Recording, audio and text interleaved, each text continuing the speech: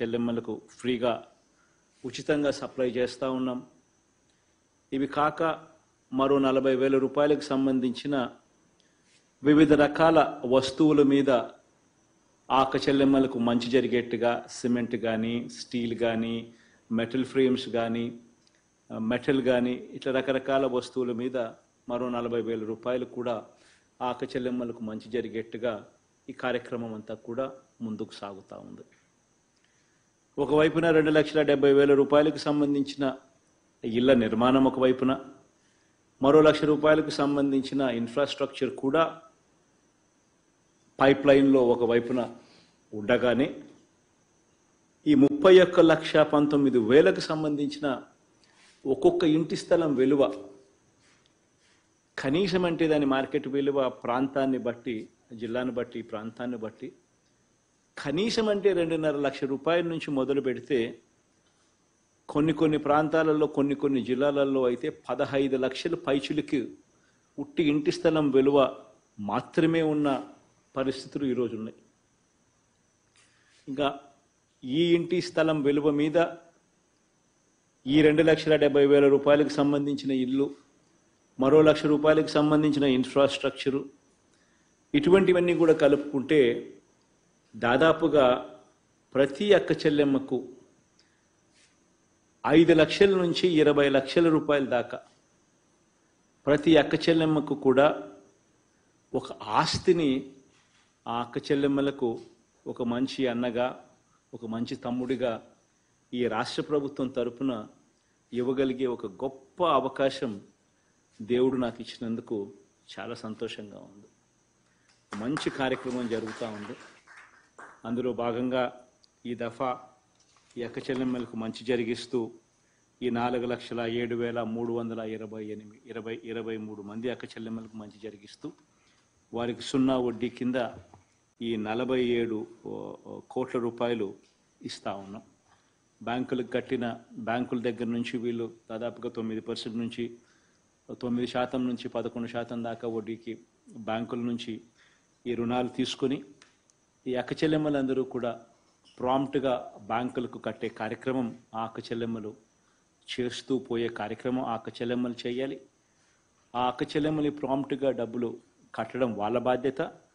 వాళ్ళు కట్టిన ఈ ఇంట్రెస్ట్, వాళ్ళు కట్టిన ఈ వడ్డీ సొమ్ము ఏదైతే ఉందో ఆ వడ్డీ సొమ్మును తిరిగి మళ్ళీ వాళ్ళకి ఇవ్వడం రాష్ట్ర ప్రభుత్వంగా మన కార్యక్రమం. ఆ అక్క చెల్లెమ్మలకు నికరంగా కేవలం పావుల వడ్డీ మాత్రమే ఆ అక్క చెల్లెమ్మలకు ఈ 35,000 రూపాయలకు మీద పడే వడ్డీ అవుతుంది. ఒక మంచి కార్యక్రమం జరుగుతూ ఉంది. ఈ కార్యక్రమాన్ని ముందుకు తీసుకొని పోయే కార్యక్రమం చేద్దాం. సార్, ఇప్పుడు మీ అనుమతితో కొంతమంది లబ్ధిదారులు మీతో మాట్లాడడానికి సిద్ధంగా ఉన్నారు sir. So with your permission, first I would request Visakhapatnam collector sir Mallikarjun to please respond.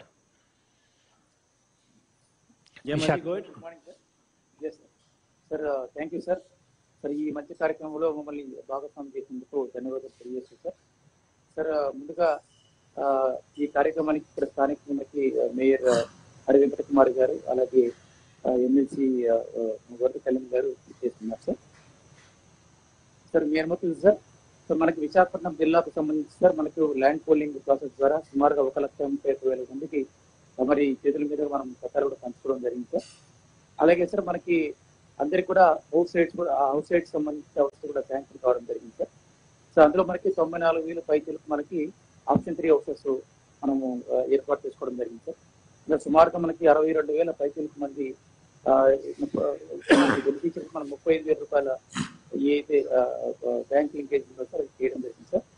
Sir, ఇందులో మనకి ఈరోజు సుమారుగా మనకి సుమారు 1 కోటి రూపాయల పైచలకు మనకి ఈ వడ్డీ రీయింబర్స్మెంట్ కింద మనకి ఇక్కడ స్థానికంగా విశాఖపట్నం బెనిఫిషియర్స్కి రావడం జరుగుతూ ఉంది సార్.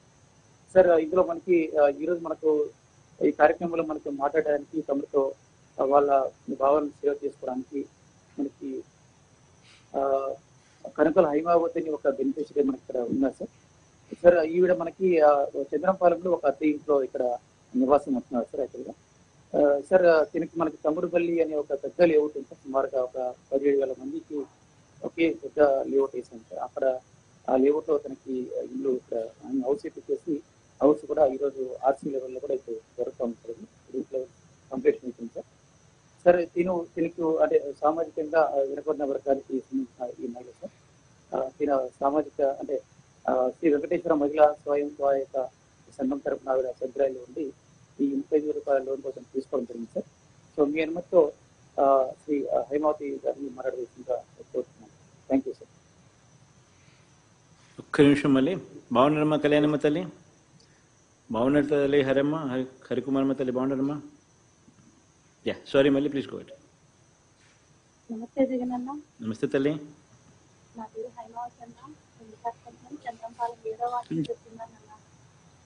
నేను 12 సంవత్సరాలుగా కూడా విశాఖపట్నంలో అద్భుతంగానే ఉంటున్నానన్న.